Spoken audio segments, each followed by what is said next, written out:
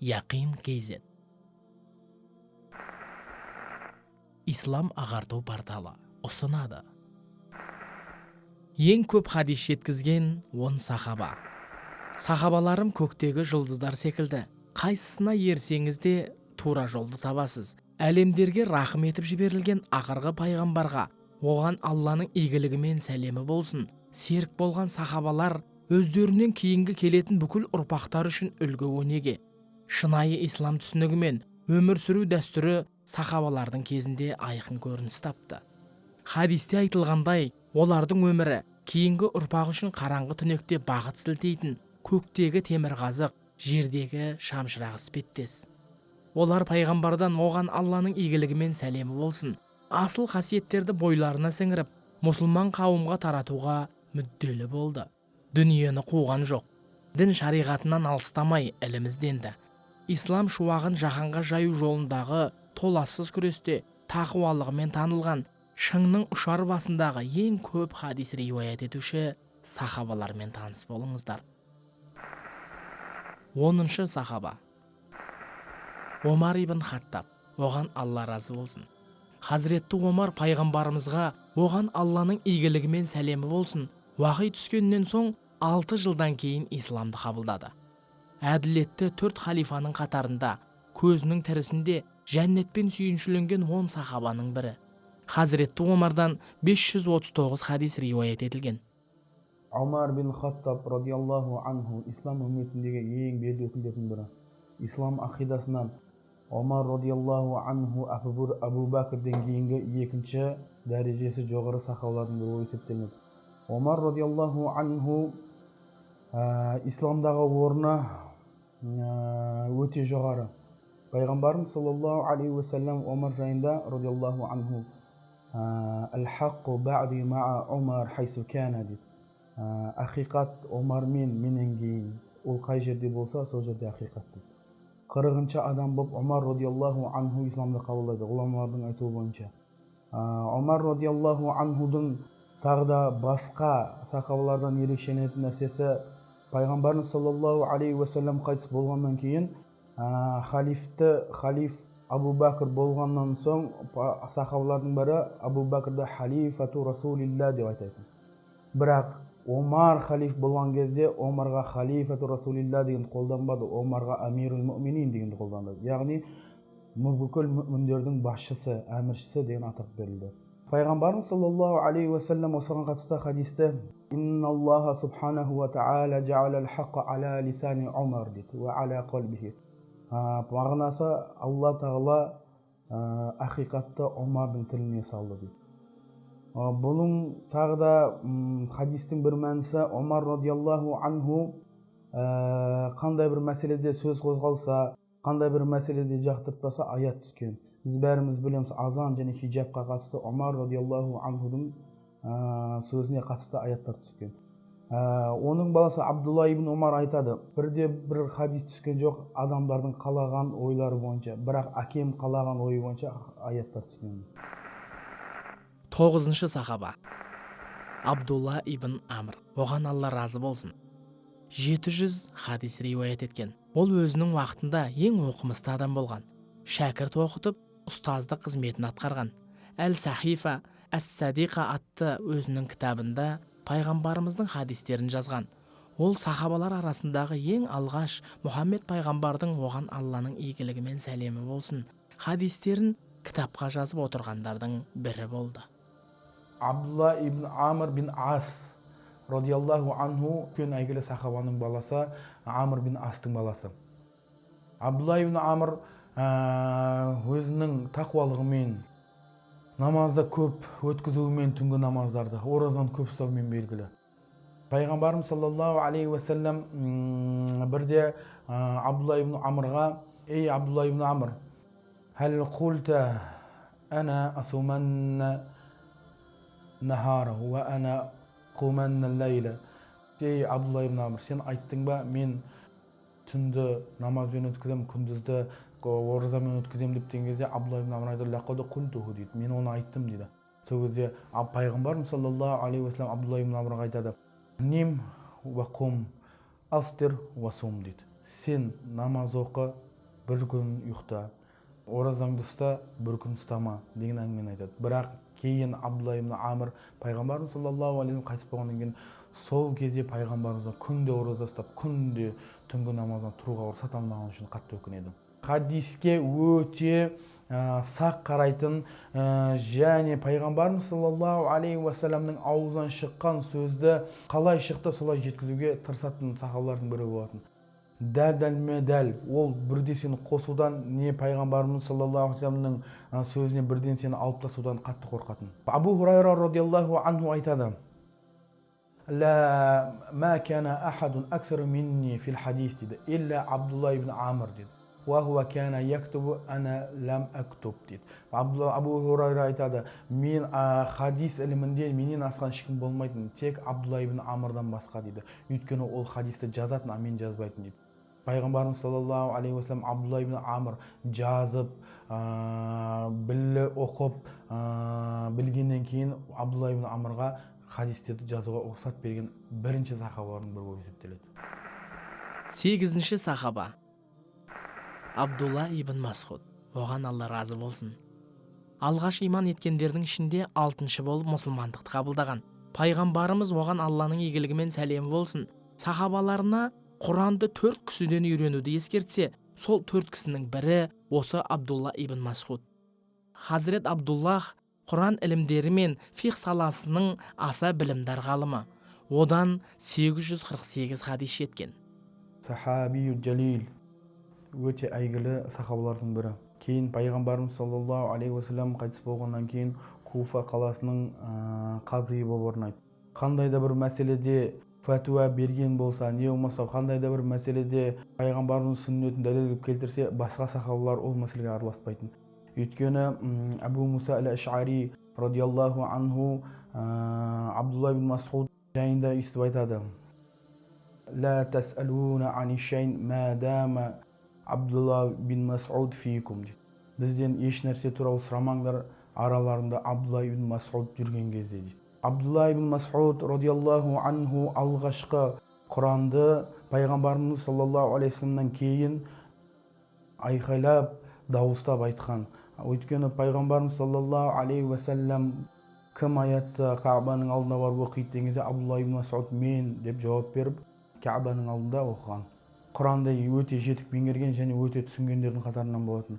Бір күні пайғамбарымыз саллаллаху алейхи вассалам Абдулла ибн Мас'удқа иқра алей Құр'ана дейді, маған Құранды оқышы дейді. Сол кезде пайғамбарымыз саллаллаху алейхи вассаламға қарап, уана ақрау ләка Құр'ана ва унзила алейк, мен саған Құранды оқимын ба, ол Құран саған түскен болса дейді. Сол кезде пайғамбарымыз саллаллаху алейхи вассалам ана ухибу ан асма'a min ғайри дейді, мен жақсы көремін, мен басқа біреу маған оқыса дейді. Пайғамбарымыз саллаллаху алейхи вассаламның Абдулла ибн Мас'удтан талап еткені Құранның оқуы, оның Құранның аяттарына жақсы амал қылып және Құранның түсінгені және Құранды жақсы оқи алатын сахабалардың қатарынан екенін көрсетеді. 7-ші сахаба Әбу Сағид әл-Худри, оған Алла разы болсын. Мединелік аңсар сахабалардың бірі. Мұсылман отбасында дүниеге келіп, өте жас уақытында құлшылыққа ден қойған. Әбу Сағид ислам заңдарын жетік білген және одан 1170 хадис жеткен. Пайғамбарымыз қайтыс болғаннан кейін Хазіретті Омар мен Османның халифатында ислам құқықтары және пәтуа беру мәселесінде зерттеулер жүргізген. Абу Саид әл-Худри пайғамбарымыз саллаллаху алейхи вассалам қасында жүріп 12 соғысқа қатысқан еді. Дүниеге берілмеген тек қана пайғамбарымыз саллаллаху алейхи вассаламның хадистерін, Құранды жаттап, Құранмен амал ету, оның мағыналарына үңіліп, жалпы тәфәккур дейді, ойлануды көп жақсы көрген. Пайғамбарымыз саллаллаху алейхи вассаламның хадисі мен Құранға сүйене отырып, көптеген фиқи мәселелерді шешкен. Яғни бұл Абу Саид әл-Худри үлкен фуқаха сахабалардың бірі болып есептеледі. 6-шы сахаба Жәбир ибн Абдулла, оған Алла разы болсын. Ең танымал хадис жеткізушілердің бірі болып табылады. Ол риуаят еткен 1540 хадис осы күнге дейін жетті. Жәбир ибн Абдулла ислам ғылымын жақсы білген және пайғамбарымыздың мешітінде сабақ берген. Ол сахабалардың асыл сынығы іспеттес, ең соңғы болып Мәдине қаласында 95 жасында қайтыс болған. Ансарлық сахаба. Пайғамбарымыз саллаллаху алейхи уассалам Медина қаласына хижрет жасағаннан кейін Жабір бин Абдулла пайғамбарымыз саллаллаху алейхи уассаламның қасынан шықпаған сахабалардың бірі болатын. Жабір бин Абдулла ибн Амр пайғамбарымыз саллаллаху алейхи уассаламмен соғысқа бара алмай қалады. Екі соғысқа бара алмай қалады. Сол кезде мәселе неде деген кезде Жабір бин Абдулла бин Амрдың 9 бауыры болатын. Оған қарайтын ешкім болмайтын. Сол кезде Жабір бин Абдулла бин Амрдың әкесі әмір етеді сол 9 бауырының қарап қалуына. Кейін әкесі қайтыс болғаннан кейін Жабір бин Абдулла бин Амр радиаллаху анху пайғамбарымыз саллаллаху алейхи уассаламның қасына шықпайтын болады. 5-ші сахаба Абдулла ибн Аббас, оған Алла разы болсын, 1660 хадис риуаят еткен. Пайғамбарымыздың үйінде сол шаңырақтың мүшесіндей болып өсті. Одан сабақ алып, түнде бірге ғибадат жасап, қызмет ететін. Ардақты пайғамбарымыз оған Алланың игілігі мен сәлемі болсын. Абдулланың ғалым болуын қалап, оған үнемі арнайы сабақ беріп тәрбиеледі. Алла елшісінің қасында өткізген 4-5 жылдың ішінде ол көп хадис жаттады. Абдулла ибн Аббас радиаллаху анху 15 жасында болған кезде пайғамбарымыз саллаллаху алейхи вассалам қайтыс болады. Абдулла ибн Аббас радиаллаху анху Құранды түсіну мәселесінде ешкім оның теңі бола алмайтын. Пайғамбарымыз саллаллаху алейхи вассалам Абдулла ибн Аббас жайында Алладан дұға қылады. Аллахума фақиху фиддин ва аллимху тәуила деп дұға қылады. Пайғамбарымыздың саллаллаху алейхи вассаламның дұғасының мағынасы: Я Раббым, Абдулла ибн Аббасты дінде түсінікті қыл және тәуилде ең түсінушілердің қатарынан қыла көр деп дұға қылады. Бір мәселеде Құранға, сүннетке сүйеніп шешімін айтқан кезде басқа сахабалар сол фәтуаны берген жайында естіген кезде ол нәрсеге араласпайтын.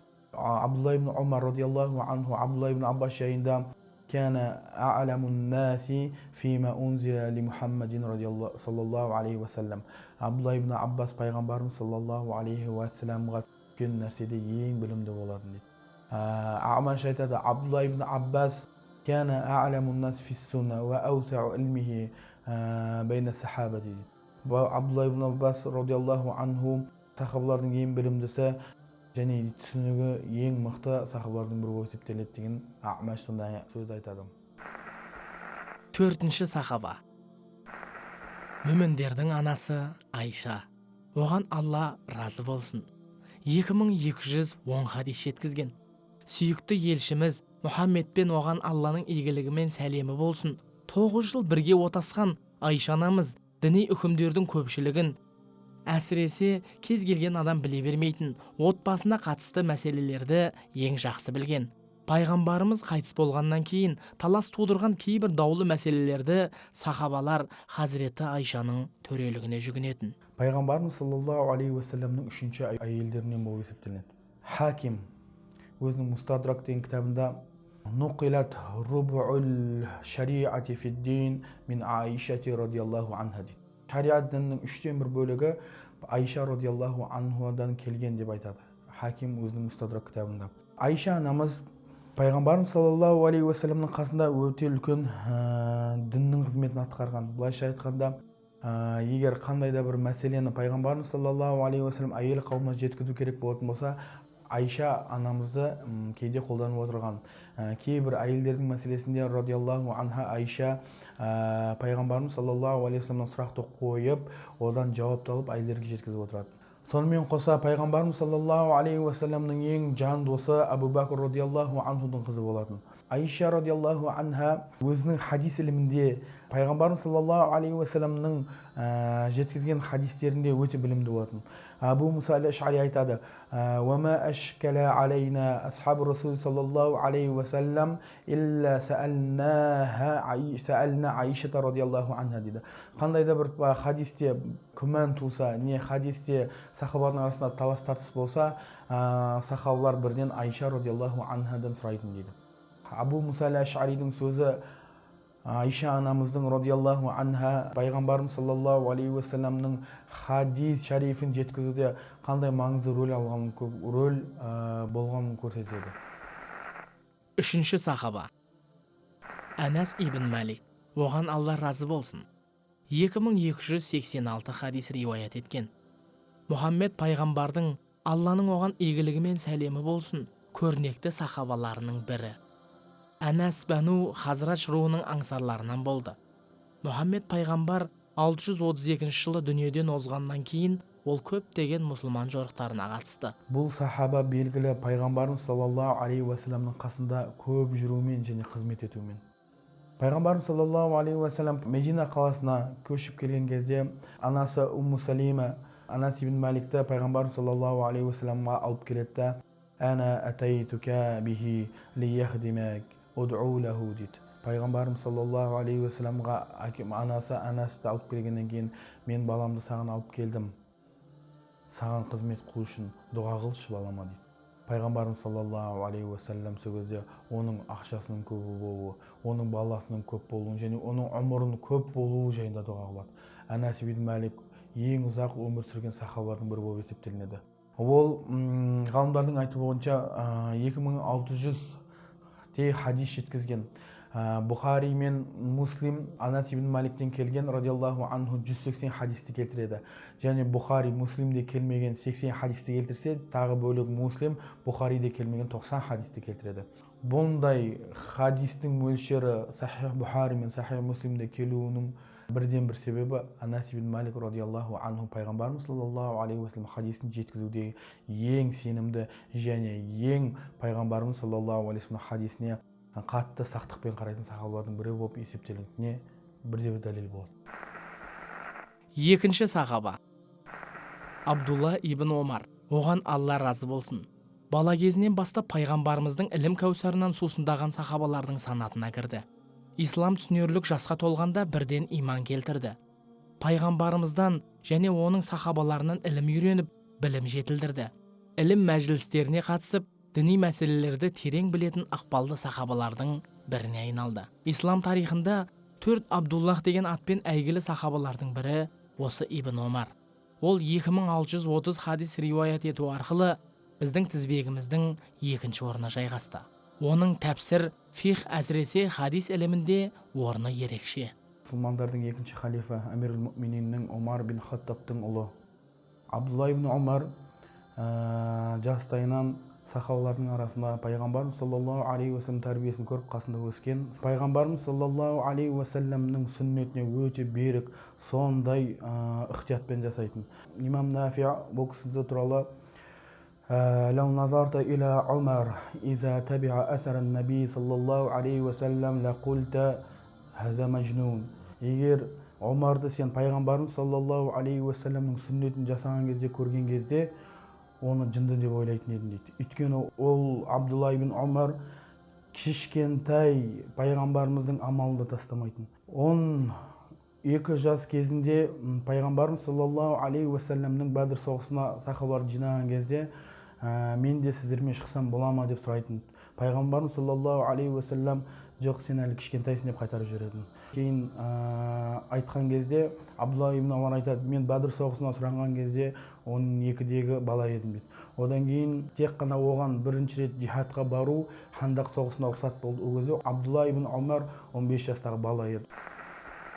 Бірінші сахаба Абу Хурайра, оған Алла разы болсын, 5374 хадис риуаят еткен. Йемендегі Дәуіс тайпасынан шыққан Абу Хурайра, оған Алла разы болсын, хижраның 7-ші жылы Мәдинеге хижрет жасайды. Сол уақыттарда Хайбар соғысында болған пайғамбарымыздың оған Алланың игілігі мен сәлемі болсын қасына келіп сахаба болу мәртебесіне иеленеді. Хазіретті пайғамбармен оған Алланың игілігі мен сәлемі болсын сұхбаты 4 жылдай жалғасып, осы уақыт ішінде көптеген хадистер естіп, оның сүннетін бір кісідей меңгерген. Бұл Абу Хурайра радиаллаху анху асхабы суф деген пайғамбарымыз саллаллаху алейхи уассаламның мешітінің қасында тек қана өздерінің өмірлерін, тек қана пайғамбарымыз саллаллаху алейхи уассалам хадисін жинақтаумен, соны жаттаумен және Құран жаттауға өмірлерін арнаған сахабалар болатын. Олардың жанұялары болмайтын, олардың жағдайлары болмайтын. Олар пайғамбарымыз саллаллаху алейхи уассаламның мешітінің қасында өмір сүретін, сол жерде тұратын. Былайша айтқанда, кейбір сахабалардан келген деректерде хум ашу айшата масакин дейді. Кедей кепшіктердің өмір сүруімен күндерін өткізді дейді. олардың кейде қарындары аш болатын, кейде тамақ таппай қалатын, сондай нәрселерге төзген сахабалар болатын. Солардың бірі Абу Хурайра радиаллаху анху. Былайша айтқанда пайғамбарымыз саллаллаху алейхи уассаламның қолындағы медреседен шыққан алғашқы сахабалардың бірі болып есептеледі. Абу Хурайра радиаллаху анху өзінің өмірін тек қана ислам діні үшін арнаған сахабалардың бірі болатын. Ол пайғамбарымыз саллаллаху алейхи уассаламның Мединада жүрген кезінде ислам діні жайында не Құран жайында ілім алумен айналысса, джихад кезінде пайғамбарымыз саллаллаху алейхи уассалам қасынан табылатын. Қандай да бір сафарға шығатын болған кезде Абу Хурайра радиаллаху анху еш тайсалмастан бірінші сол сафарға дайындалуға кірісетін. Жалпы айтқанда Абу Хурайра радиаллаху анху бұл үммет үшін өмір сүрген сахабаның келбеті. Абу Хурайра радиаллаху анху оның жеткізген хадистер арқылы біз пайғамбарымыз саллаллаху алейхи уассаламның бізге мақсат етіп жеткізген дінін жақсы түсіне аламыз. Ең көп хадис жеткізген 10 сахаба.